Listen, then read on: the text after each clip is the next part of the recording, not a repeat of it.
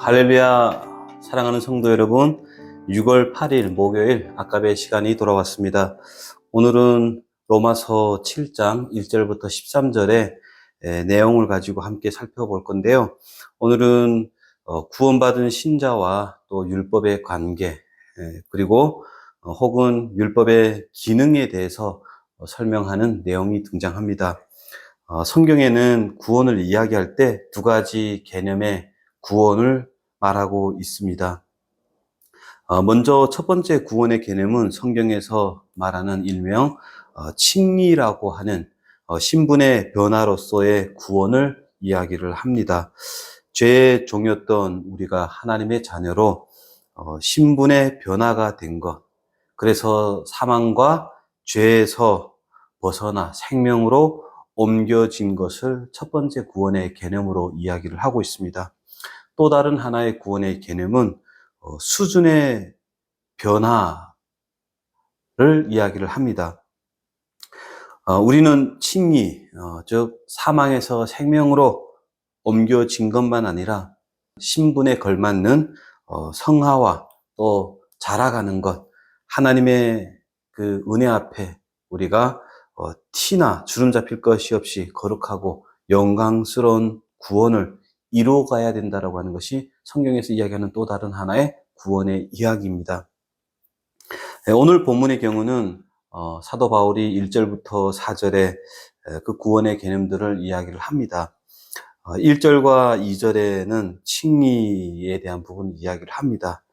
즉 신분의 변화로서의 그 구원의 개념, 그것을 남편의 법에서 벗어나는 것, 다른 남자에게로 가는 것으로 표현을 하고 있습니다. 즉 신자의 구원은 전 남편이었던 율법과 사별하고 새로운 남편 예수 그리스도와 결혼하는 것과 같다라는 것입니다. 중요한 것은 이 결혼, 이 구원은 우리가 득도해서 혹은 우리가 노력해서 혹은 하나님과 합의해서 만들어낸 것이 아니고 4절에 보면은 그리스도의 몸으로 말미암아 율법에 대해 죽임을 당하였다라고 합니다. 내가 율법을 버리고 하나님을 선택한 것이 아니라 내가 도를 이해하고 혹은 부족한 나의 어떤 부분을 땜질해서 우리가 구원을 얻은 것이 아니라 하나님이 하셨다라고 합니다. 마치 율법이라고 하는 남편 밑에서 구박과 정죄와 자책에서 신음하며 살 수밖에 없었지만 하나님이 그 전 남편이었던 율법과 사별하고 새로운 남편 그리스도와 결혼시켜 주셨다라고 합니다. 이것이 사도 바울이 이야기하는 구원의 개념입니다. 그러나 사도 바울은 여기서 멈추지 않고 계속해서 구원의 개념을 이야기를 합니다. 이 구원은 시작에 불과하다라는 것입니다. 결혼식만 올리고 같이 생활하지 않고 함께 행복을 만들어가지 않는다면 그 결혼은 무의미한 것이 될 것입니다. 결혼했으면 더 큰 행복과 또 삶을 만들어 가야 되는 것이 정상인 것입니다. 마찬가지로 하나님은 그렇게 구원한 당신의 자녀들이 더 큰 영광과 승리와 은혜 안에서 성숙하며 살기를 원하셨습니다. 그래서 4절 본문에 표현한 것처럼 다른 이 곧 죽은 자 가운데서 살아나신 이에게 가서 하나님을 위한 열매 맺는 존재가 되게 하셨다라고 이야기를 하고 있습니다. 여기서 가서라고 하는 단어가 나오는데요. 이 가서라고 하는 단어는 헬라어로 기노마이라고 하는 단어입니다. 존재하다, 생겨나다라고 하는 의미인 것이죠.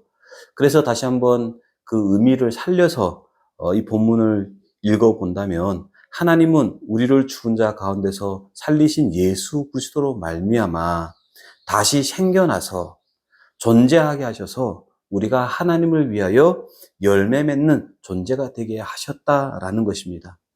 결혼식만 올렸다고 행복이 저절로 만들어지지 않고 행복을 만들기 위해서는 삶의 목표와 원리가 필요한데 열매 맺는 존재가 되기 위해서는 하나님께서 목표와 기준을 주셔야만 하셨다는 겁니다. 그것이 바로 율법이라고 합니다.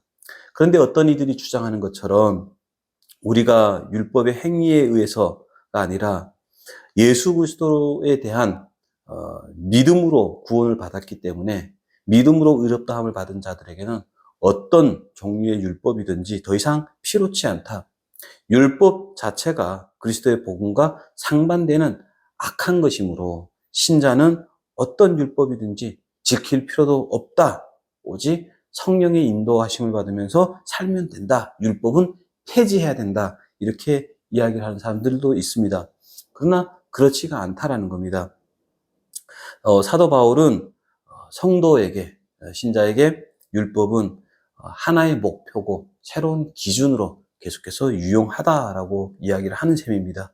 그래서 오늘 본문 12절에 보면은 이로 보건대 율법은 거룩하고 계명도 거룩하고 의로우며 선하도다라고 이야기를 합니다. 그 옛날에 율법이라고 하는 규칙과 원리가 처음 주어졌을 때는 분명히 그것은 당신의 백성들이 선하고 거룩함으로 하나님과 교제하며 거룩과 의를 기준으로 갖춘 존재로 함께 하기를 원하셔서 사실은 율법이라는 것을 주셨습니다. 그런데 우리가 죄인이기 때문에 그 율법의 선하고 거룩한 것이 온전하게 작동하지 못하고 정죄하고 심판하는 역할과 기능만 사용될 수밖에 없었다라는 것입니다. 그래서 7절부터 11절의 내용을 우리가 보면 이 내용에서 확인할 수 있듯이 7절 보겠습니다. 그런즉 우리가 무슨 말 할리요? 율법이 죄냐? 그럴 수 없느니라. 율법으로 말미암지 않고는 내가 죄를 알지 못하였으니 곧 율법이 탐내지 말라 하지 않았더라면 내가 탐심을 알지 못하였으리라 라고 해서 내가 죄인된 존재를 깨닫게 하는 것이 율법이었다 이렇게 이야기를 합니다. 8절과 9절을 볼까요? 그러나 죄가 기회를 타서 계명으로 말미암아 내 속에 온갖 탐심을 이루었나니 이는 율법이 없으면 죄가 죽은 것임이라. 전에 율법을 깨닫지 못할 때에는 내가 살았더니 계명이 이름에 죄는 살아나고 나는 죽었도다. 계명이 이름에 나는 죽을 수밖에 없는 존재라는 것. 나에게는 실력이 없다라고 하는 것을 나는 알게 되었다라고 합니다. 이어지는 10절과 11절에는 생명에 이르게 하는 그 계명이 내게는 도리어 사망에 이르게 하는 것이 되었도다. 제가 기회를 타서 계명으로 말미암아 나를 속이고 그것으로 나를 죽였도다라고 합니다. 율법으로 우리는 죄를 지적하고 죄를 점검하고 그래서 그 죄로 좌절하고 자책할 수밖에 없는 인간의 모습을 확인하게 되었다라는 것입니다. 하나님의 선하심과 거룩하심의 목적대로 거룩한 교제와 동행을 만들어내야 되는 그 율법이 우리가 죄인됨으로 말미암아 죄의 기능을 드러내는 것밖에는 우리에게 사용되지 못했다라고 합니다. 그것이 예전의 현실이었습니다. 그러나 지금은 다르죠. 이제 그리스도 안에서 선하고 거룩한 기능을 회복했다라는 겁니다. 이제 다시 한번 찾았고 예수 그리스도와 연합한 우리에게 주셨다라고 합니다.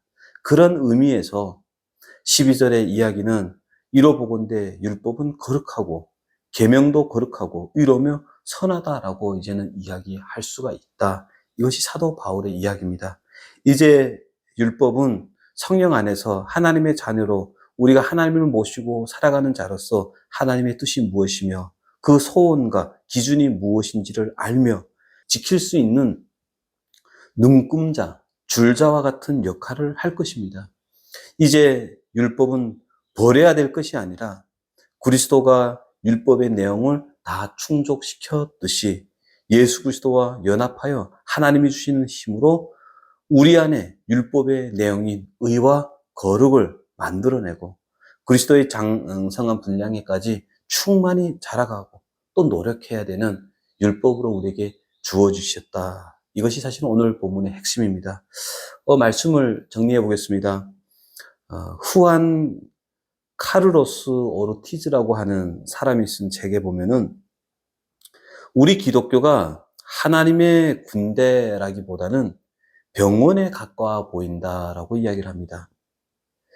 참 슬픈 현실을 이야기를 하는 것 같습니다. 하나님의 군사가 싸우다 보면 지칠 수가 있습니다.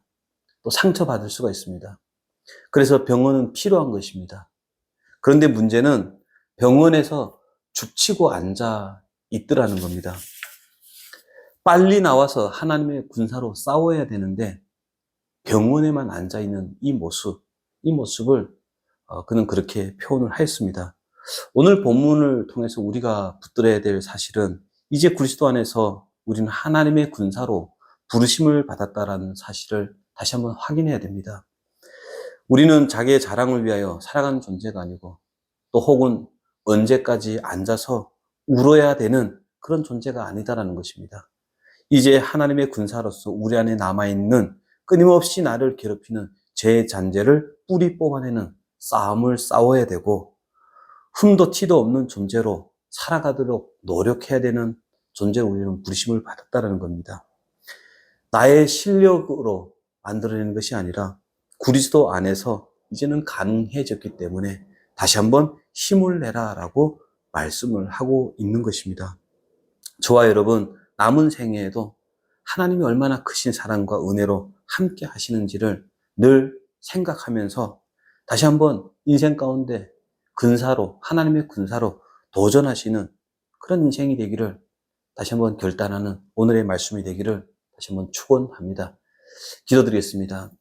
하나님 아버지, 오늘도 우리의 신앙과 또 율법의 기능이 무엇인지 살펴보았습니다. 하나님의 성품을 우리가 믿을진데 하나님은 선하시고 아름다우시고 위대하신 줄 믿습니다. 그 하나님이 율법을 주셨다면 분명히 우리에게 유익을 위한 것이었음을 우리가 믿습니다.